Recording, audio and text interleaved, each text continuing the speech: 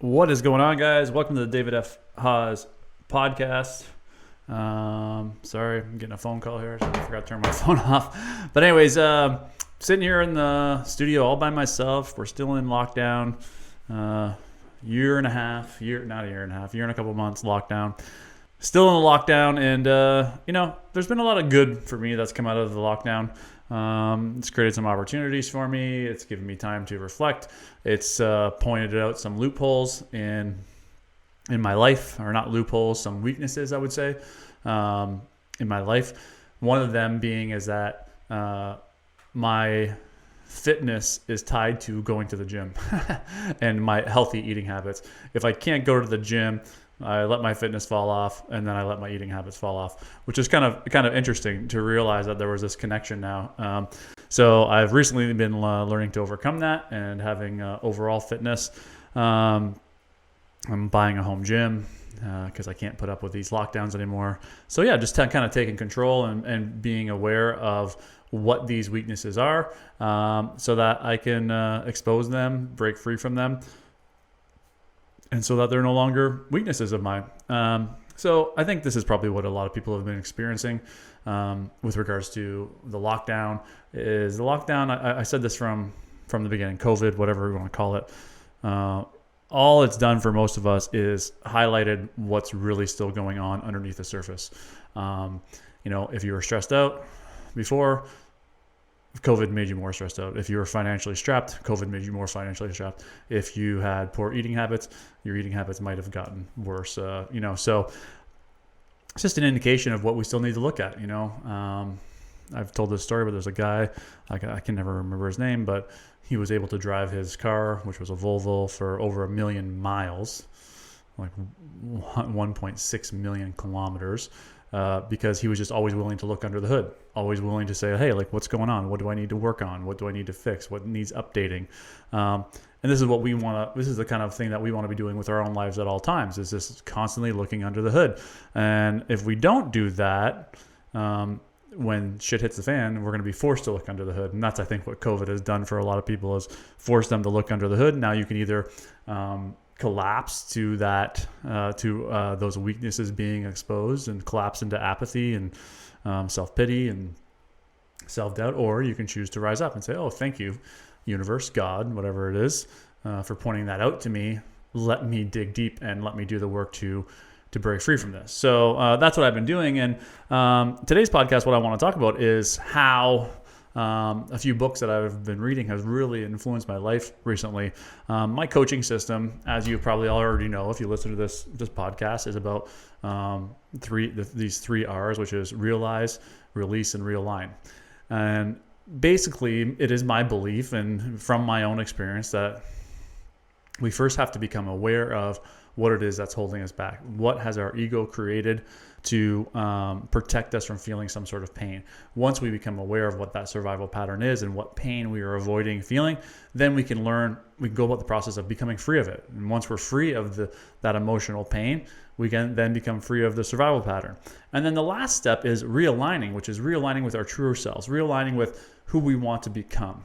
And this is where we're going to focus today, is on the realign portion of this. And it's based on habits. And there's just so much power in establishing good habits, and also there's so much power in bad habits. So we want to become aware of what the bad habits are, what are the good habits that we want to establish. And there's 3 books I think that are probably really, really great. There's a book called The Power of Habit. There's another book called 7 Habits of Highly Effective People.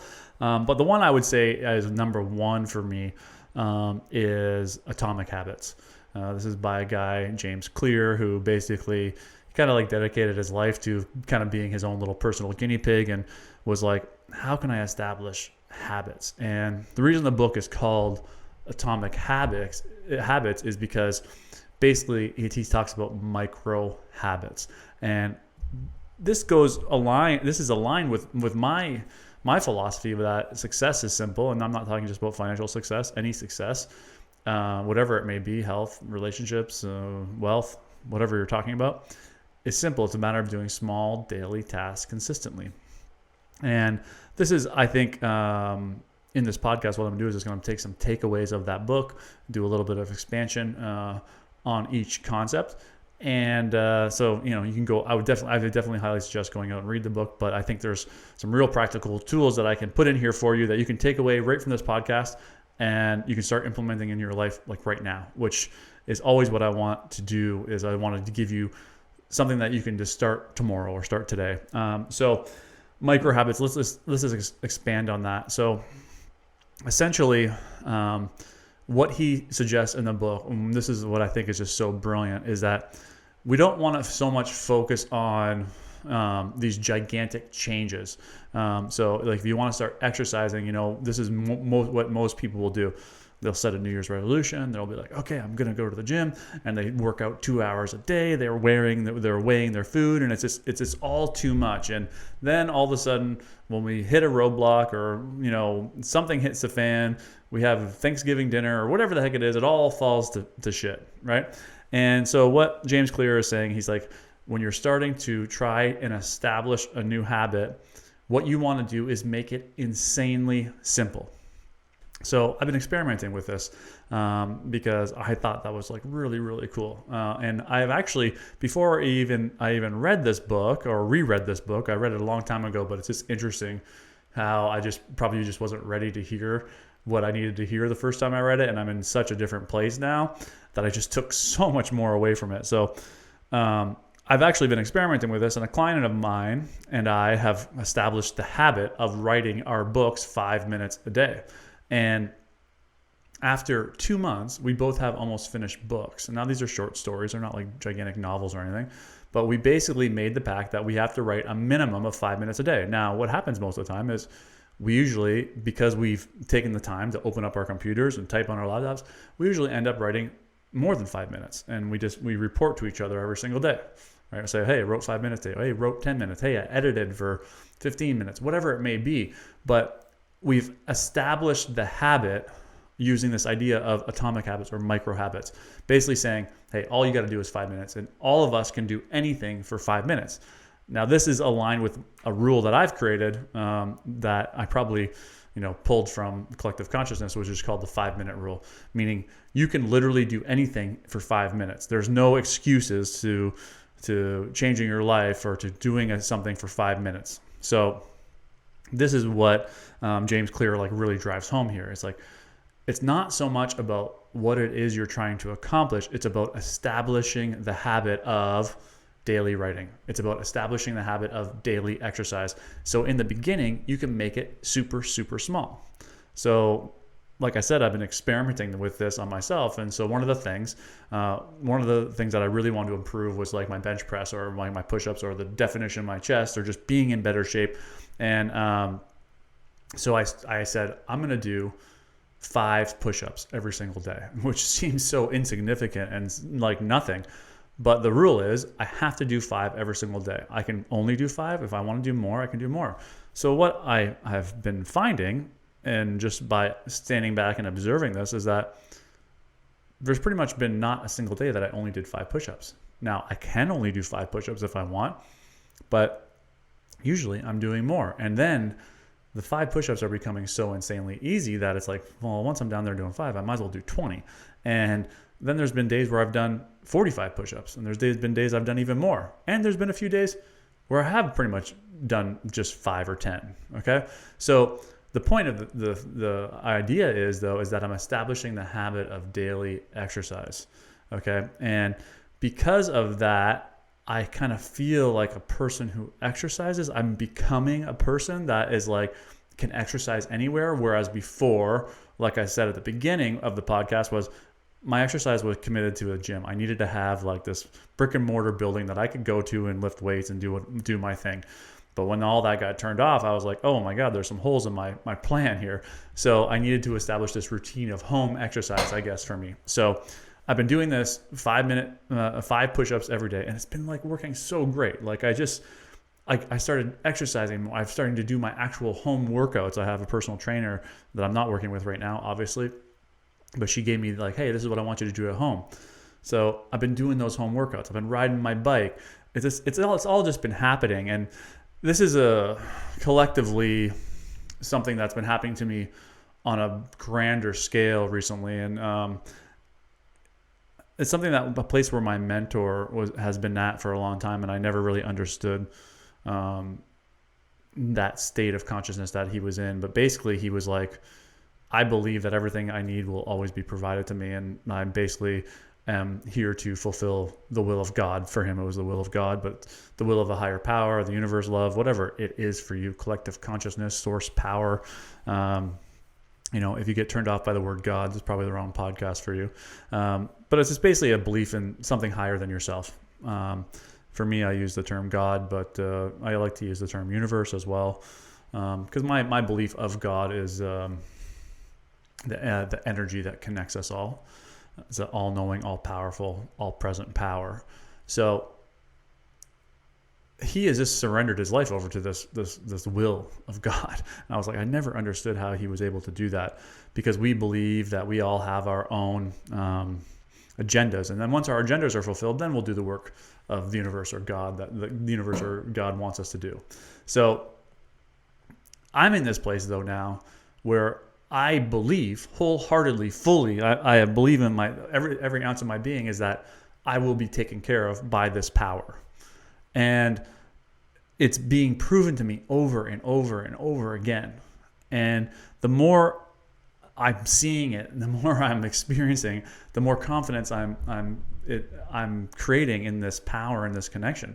And it's just such an amazing place to be, where you just know with 100% certainty that you're going to be okay no matter what happens. And talk about living a stress-free life. It's like there's nothing for me to worry about. It's because I know wholeheartedly, and I need to come up with a better word than wholeheartedly. Comment below if you have a better word than that. But I know at the core of my being that everything that I need and everything that I will ever need will be provided to me. Man, that's a great place to be, right? And this is the power that comes when we choose to do the inner work. And it's because I've been able to let go of all of the programs and all the belief systems. I've been able to let go of all these negative emotions, that I cleared the space to start receiving this support. So now that I'm receiving the support, one of the ways I see that the support that I receive was by rereading the book Atomic Habits. And I'm like, wow. I'm like, how amazing this is. I can now install any habit that I want. Anything that I want to change, I can install. So this is what I've been doing. So this is what I'm going to suggest to you. Pick an area in your life right now that you want to improve on, right? You want to save more money? Okay.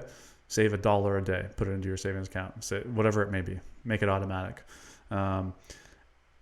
If you want to get into better shape, you can do the push-up thing. You can do my wife. I got my wife on it now, and she's doing lunges, right? So just 5 lunges on each leg every day. If you want to write a book, you can do what I'm doing, 5 minutes a day. But the key is, and this is the second point, is you never want to miss more than one day. Okay, so every now and then, I think there was a day I did miss the push-ups, and I think it was just because I was busy and I forgot. But it's like, oh shit, I forgot. And so what I did is I made up for them. I did more the next day. You don't have to do that, but just never miss more than one day. That's the key. And I would suggest trying not to miss any single day, because there is a lot of science around the way installing habits works. So essentially, modern science says it takes 66 days to install a habit. And once you get to that 66 days, it's automatic. You don't even need to think about it anymore.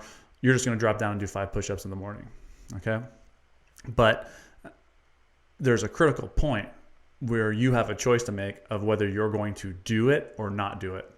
And if you choose to not do it, essentially what you need to do is restart your 66 days all over again. Okay? So just by creating awareness around what that critical point is, and the fact that it's going to come, no matter what, you're going to be faced with that critical point, right? And over the course of writing this book with my client, I've been faced with that critical point multiple times, where it's just like, I remember on a Sunday night, he text messaged me at 11:30 at night.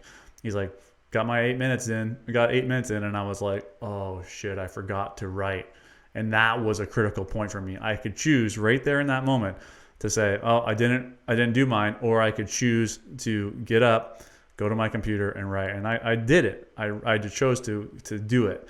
And the other thing that we installed was there's a $5 fine that you have to pay to the other person if you don't do it. So it's a little bit of a motivation. I I don't know if it's a healthy one or not, but anyways, it's working for us.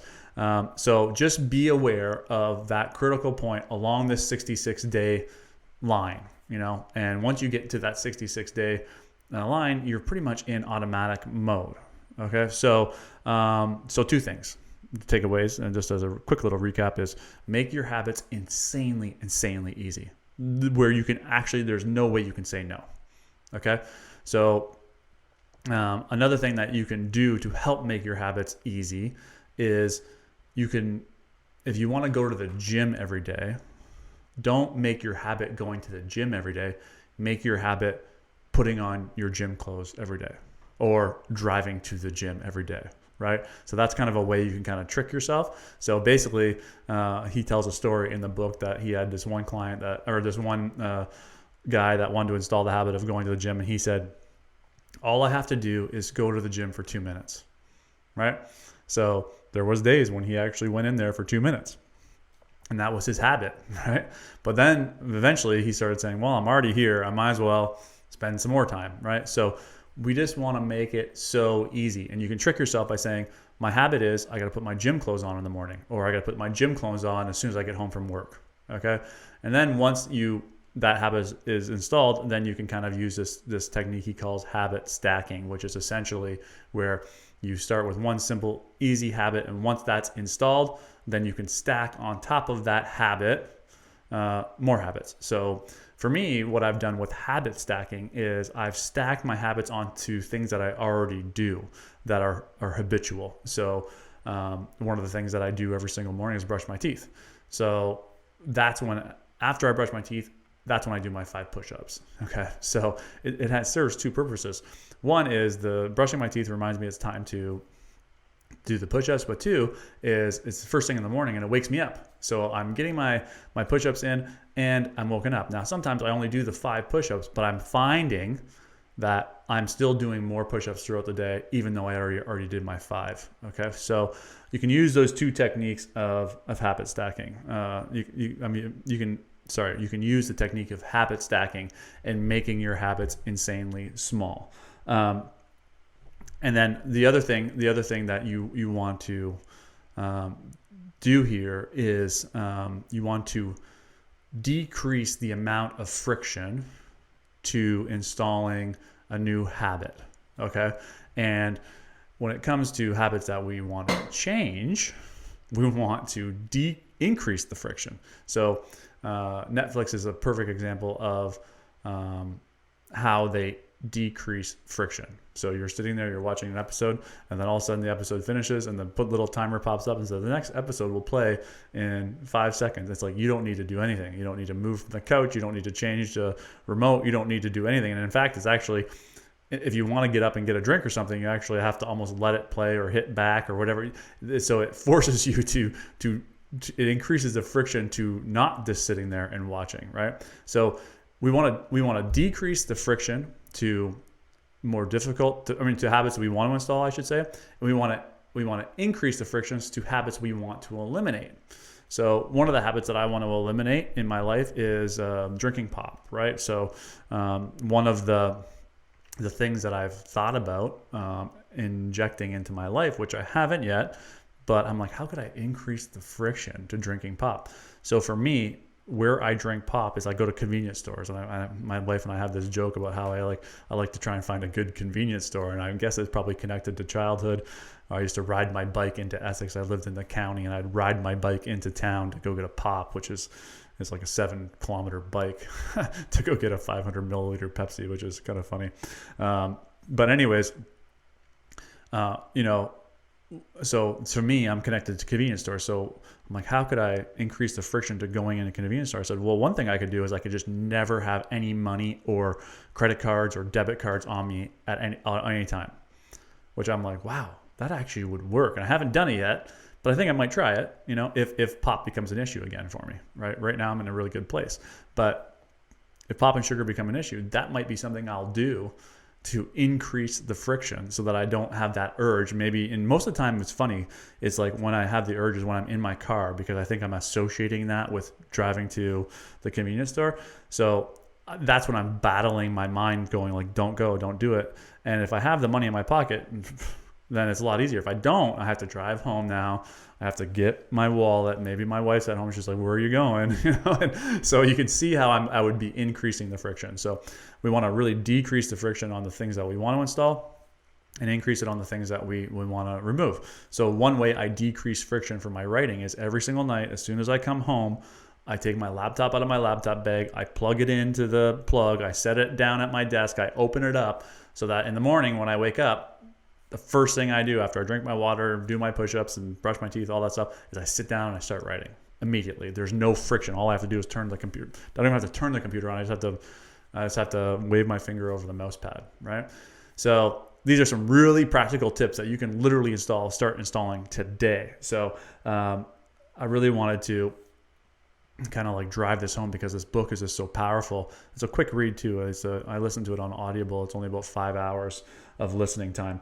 The other thing to realize is that he talks a lot about this habit loop. So in the habit loop, we have like a cue, then we have a craving, and from the craving, we have a response. From the response, we have a reward.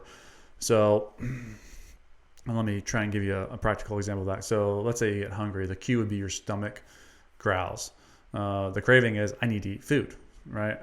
The response is you go to the fridge. The reward is you now feel full after you've eaten. So we can use cues to help us install new habits as well, right? So one of the cues for me that I already mentioned was when I brush my teeth, that is my cue to do my push-ups, okay? So the cue is brush my teeth. The craving is to continue with my habit of doing the 5 push-ups and to getting into better shape, to looking better, feeling better. The response is I do the 5 push-ups. The reward is guess the feeling of accomplishment would be probably what it is. I never really thought about it, but anyway, so using a cue is another great way to install habits. Now I do this a lot with my clients because I'm trying to get my clients to observe their thoughts more. So one of the things I say is use the cue of getting in the shower. When you're in the shower is when I want you to listen to your thoughts. I also have them do it when they brush their teeth. Another cue I have for observing your thoughts is when you get into your car, you turn your radio off for the first 5 minutes and just observe what's going on in the mind. A great way to decrease friction to that is when you park your car on the driveway at home, you turn your radio off so that when you start driving, and I do this all the time, I start driving for the first 2 or 3 minutes, I realize, oh, I don't even have the radio on, right? Oh yeah, that's right. I'm supposed to be observing my thoughts. And then I go into observation mode for 2 or 3 minutes, and then I turn the radio on. Okay, so establishing some cues will also help you in the process of making sure that you do your habits. And now with today, also with modern technology, there's also apps out there that are like habit tracking apps. Now I haven't used any of these yet, but I think there might be some real benefit to the satisfaction of like putting a check mark next to the habit that you want to install. But also there's, I'm assuming in these habit tracking apps, there's built-in cues, meaning an alarm goes off on your phone. And if anyone knows any habit tracking apps and they want to put them in the comments below, please do that. I just haven't done them yet. But I already get it. I understand the value that's probably there. So if you use one of these habit tracking apps, or if you don't, you can just set an alarm on your phone and it says, hey, 2 p.m., do your push-ups. 2 p.m., write your book. 2 p.m., meditate. Whatever it is, So if your habit is meditating, then yeah, you can set an alarm and just start small. Make it so simple. I'm going to sit in a meditation for 1 minute, right? Don't make it so big that you won't do it. Use the 5-minute rule, but if it has to go even lower, use the 1-minute rule, whatever it may be. And you will be amazed at what actually happens when you just establish a habit. It doesn't matter how big the habit is. The habit doesn't have to be going to the gym for an hour, right? The habit has to be tiny, tiny, tiny. And eventually you're going to expand. And that's what I've been noticing with my writing and with my push-ups. It's like I'm doing 5 push-ups. It's so easy to do 5 push-ups that I'm like, I might as well do 10, right? And then because I've already gotten moving and I'm feeling good, then I do another 10 throughout the day.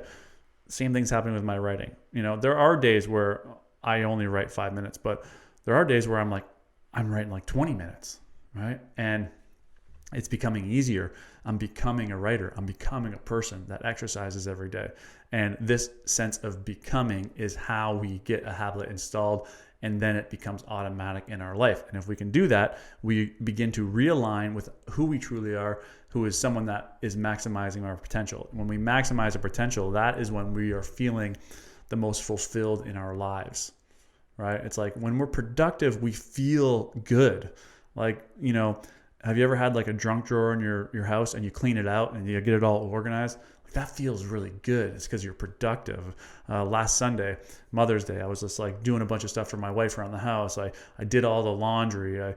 I organized it. I had this one area on our countertop that is like where I keep my blender and protein. It's just a fucking mess all the time. And I'm like, you know what? I'm just going to reorganize the cabinet so I can put all this stuff away. And now it's like every time I look at that counter, it's like this sense of accomplishment. And it's because we feel fulfilled when we are maximize our potential. The less we do, the less we want to do. The more we do, the more we want to do. And using the power of micro habits, you can begin to feel fulfilled. You can begin to feel deserving. You can begin to, live to your full potential. That's ultimately all that we can all ask for, is just to live to our fullest potential, and to get aligned with who we truly are, which is aligned with what's in the highest good. So I think these are the points. I think I went through all of them. Just want to make sure I didn't miss anything. No, that's it. The other thing would be I did see here in my notes is reward. So one of the ones that I thought was really cool was, because I think about it like drinking pop or eating sugar. One of the things he's like, you could do is every day that you don't, let's say drink a pop, you could put $5 into an account, because that would be $5 you would be spending on a pop, let's say, for example. So you could put $5 into an account that goes towards purchasing something that you want to purchase. Okay. So I thought that was a cool thing as well, but there does have to be some sort of reward at the end of your habit. For me, I've just been tuning into the reward of just doing it, just like being like the reward of like, oh wow, I wrote again today, or I did my push-ups. The other habit I've installed recently, and I've using technology, is I'm always filling my exercise rings on my Apple Watch. And one of my clients suggested me doing this, and now I'm like, I haven't missed a day in like 2 weeks of 30 minutes of exercise, which is like just unreal. So I guess the last point would be using technology to your advantage. And yeah, if you can start installing micro habits, it's the small changes that make the real difference. That's really the only thing that you need to understand. And establishing the habit is more important than how big it is. If you take those two takeaways, you can put all of this into action like right now. So that's what I want you to do. You're driving your car, you're listening to the podcast, whatever. Like, where does an area of life you want to get more control of? What is the tiniest micro habit that you can install right now or starting tomorrow? No, it's a micro habit you can start today, right? Start today. Do 5 push-ups. Write your book. I don't know, whatever the other habits are. Set up an automatic transfer to invest $5 a day into your savings account. Work on that small business idea that you've been putting off forever. Do 5 minutes of research every day. Whatever it is, install it today.